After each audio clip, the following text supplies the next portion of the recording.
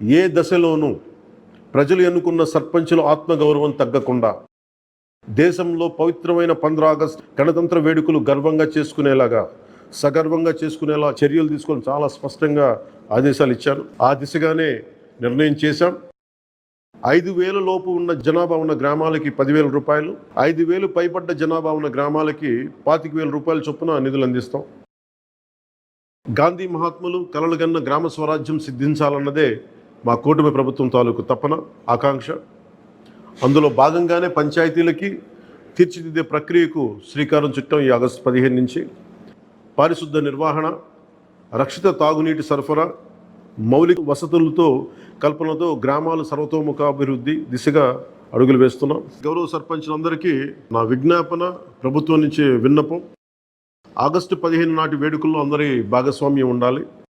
పంచాయతీ పరిధిలోని పాఠశాలల్లో వ్యాసరచన, quiz, debate పోటీలు, క్రీడా పోటీలు నిర్వహించాలని కోరుకుంటా ఉన్నాం. ఉపాధ్యాయులు భాగస్వామ్యంతో వీటిని నిర్వహించాలని కూడా ఆదేశాలు ఇచ్చాం.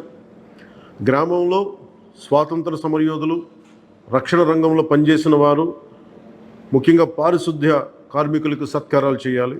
గౌరవ ప్రధానమంత్రి గారు ఇప్పుడు కూడా పారిశుద్ధ్య కార్మికులకి ఏ స్థాయిలో గౌరవించారో అందరికీ తెలిసిందే. రాష్ట్ర ఎన్డీఏ ప్రభుత్వం కూడా ఆ దిశలోనే గౌరవ ముఖ్యమంత్రి శ్రీ నారా చంద్రబాబు గారి ఆధ్వర్యంలో పారిశుద్ధ్య కార్మికులకు అదే గౌరవం ఇవ్వడం జరుగుతుంది. సో ఈ విధంగా మేమందరం బలంగా చాలా కీలకంగా పనిచేస్తూ ముందుకెళ్తున్నాం. దీనందరికీ ప్రజలందరూ ఆశీస్సులు కావాలి. సర్పంచ్ వ్యవస్థని, పంచాయతీరాజ్ వ్యవస్థని బలోపేతం చేసే విధంగా ఈ ప్రభుత్వం ఉంటుందని మీ అందరికీ తెలియజేసుకుని ఒక విన్నపం, ఇది పర్యావరణానికి పరిమితులకు లోబడి పర్యావరణం పరిరక్షించేలా ఈ పండుగ ఉండాలి.